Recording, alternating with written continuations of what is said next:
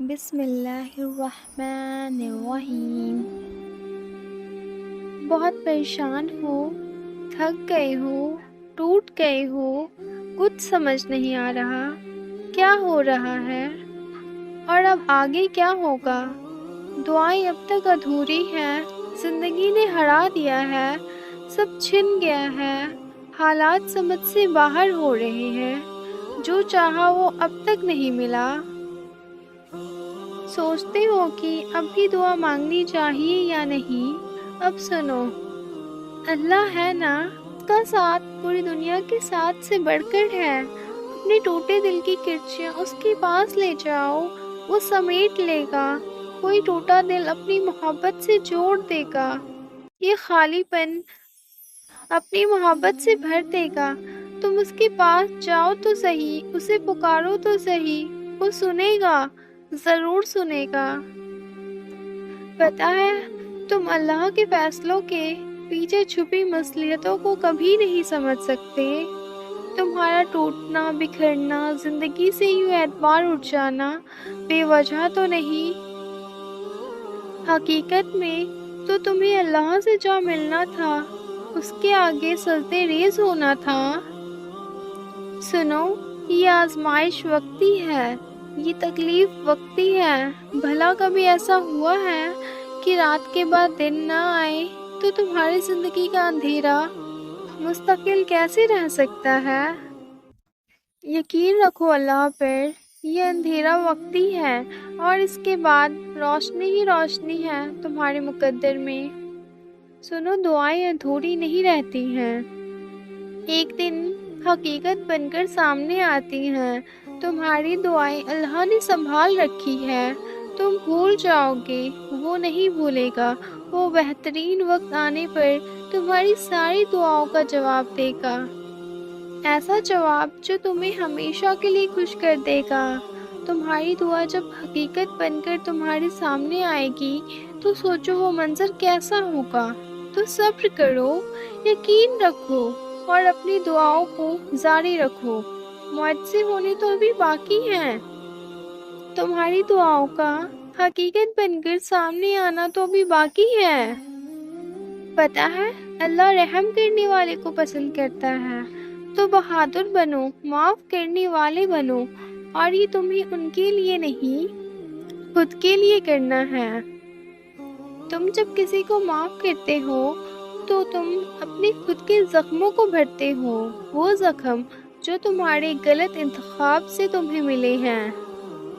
تو بس اپنا دل صاف کر لو، پھر دیکھو کیسے تمہارے راستے صاف ہوتے جائیں گے۔ بس ایک معافی ہی واحد مرہم ہے جو تمہیں شفا دے سکتی ہے، کیونکہ جو معاف کر دیتے ہیں اللہ انہیں وہاں سے سکون دیتا ہے جہاں انہوں نے سکون کھویا ہوتا ہے۔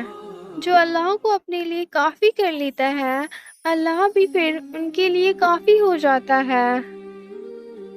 بدلے کا انتظار تو بزدل کرتے ہیں، طاقتور تو آگے بڑھ جاتے ہیں، دوسروں کو تباہ و برباد دیکھنے کی خواہش رکھنے والے تو کم ظرف ہوتے ہیں، ظرف والے تو معاف کر کے بھول جاتے ہیں، کیونکہ وہ ان لوگوں سے زیادہ اللہ سے پیار کرتے ہیں اور وہ جانتے ہیں کہ اللہ انہی سے محبت کرتا ہے جو نفرت نہیں کرتے۔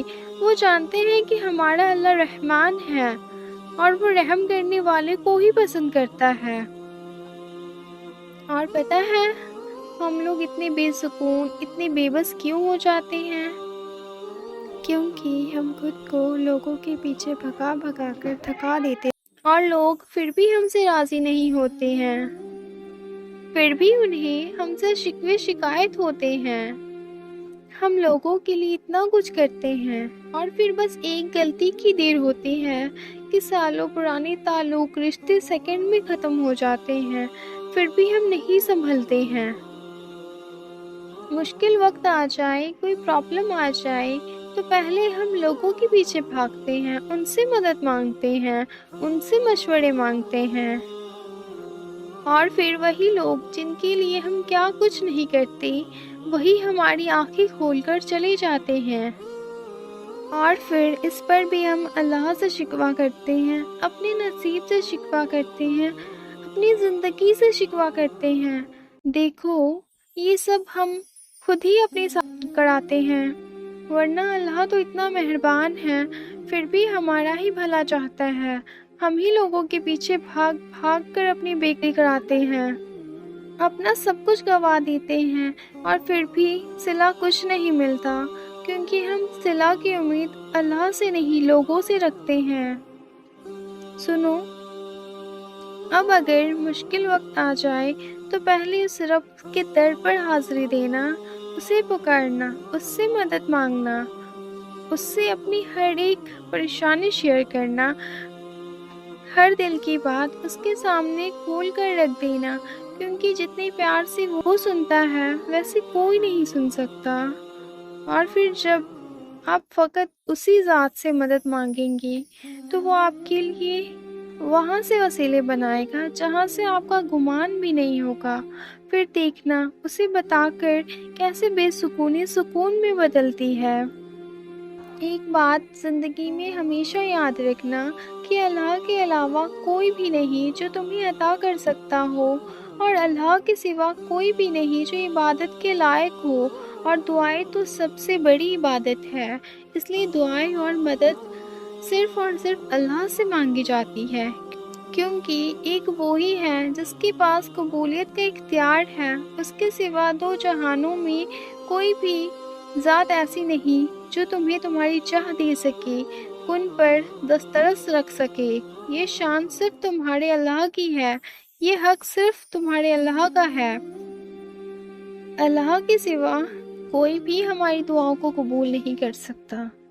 انسان تو خود اللہ کا محتاج ہے، پھر چاہے وہ کوئی بھی انسان ہو، کتنا ہی نیک یا طاقتور انسان ہو، لیکن وہ کبھی بھی وہ نہیں کر سکتا جو اللہ کر سکتا ہے۔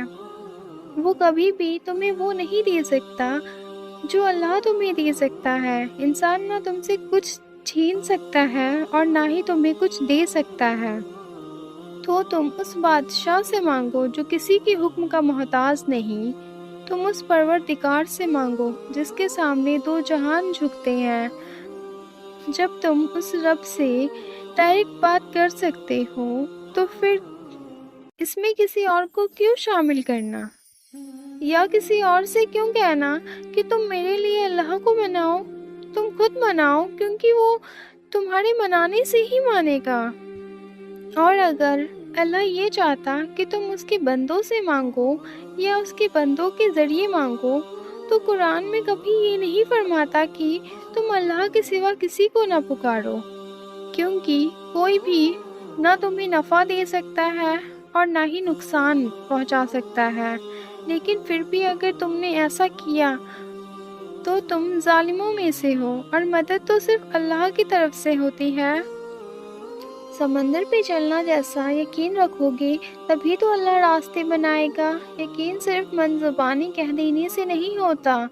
جب تم کہتے ہو میں ایمان لایا تو پھر تمہیں اس ایمان پہ ہر ممکن طریقے سے آزمایا جاتا ہے، دیر کر کے، راہیں بند کر کے، دنیا تمہارے خلاف کر کے، نصیب تمہارے دعاؤں سے دور کر کے، تمہیں تنہا اور بے بس چھوڑ کے۔ تو تم بھی بھولنا مت کہ جس رب پر یقین رکھنے کی گواہی دی ہے نا تم نے، وہ عدل و انصاف کا بادشاہ ہے۔ وہ ہر ایک آنسو کا انصاف تمہیں دے گا، وہ ہر آزمائش، ہر تکلیف کا عذر تمہیں دے گا۔ بس یہ وقت امتحان کا ہے، اور جتنا اچھا امتحان دو گے نا اتنی ہی اچھا نتیجہ ملے گا، بلکہ اس سے بھی کہیں زیادہ بڑھ کر ملے گا۔ تمہیں اور کچھ نہیں کرنا، بس اللہ پر یقین رکھنا ہے اور دیکھتے جاؤ تمہارا اللہ تمہارے لیے کیسے کیسے راستے بنائے گا، جہاں سے تم کو امید بھی نہیں وہاں سے وسیلے پیدا کرے گا۔ تم صبر کے ساتھ اس کے فیصلوں کا انتظار کرتے رہو، اللہ بہترین راستے بنا کر تمہیں تمہاری منزل تک پہنچانے والا ہے۔ صبر کرنا سیکھنے کے لیے ایک طریقہ ہے اپنے دل کو تسلی دینا اور اپنے لیے دعا کرنا۔ اللہ سے کہہ دیا کرو کہ یا اللہ مجھے صبر دے۔ صبر کے ساتھ ساتھ اس کے فیصلوں کا انتظار کرو اور بے فکر ہو جاؤ۔ جب تم اللہ سے خود کہتے ہو کہ یا اللہ مجھے صبر دے تو وہ خود رب العالمین ضرور صبر دیتا ہے۔ وہ صبر کرنے والوں کے ساتھ ہے اور آپ کو اس صبر کے بعد ان کا صلہ دیتا ہے۔ صبر کے بعد ان کا صلہ دیتا ہے، یہاں دنیا میں بھی اور آخرت میں بھی۔ یہ آزمائش تمہارے صبر کا امتحان ہے۔ اس کا انعام وہ ہے جو آپ دعاؤں میں مانگتے ہو۔ بہت جلد قبولیت کی کھڑکی کھولی جائے گی، ایسی ایسی جگہ سے اسباب بنیں گے کہ آپ سوچو گے یہ تو ممکن ہی نہیں تھا، یہ کیسے ہو گیا۔ جزاک اللہ خیرا کثیرا۔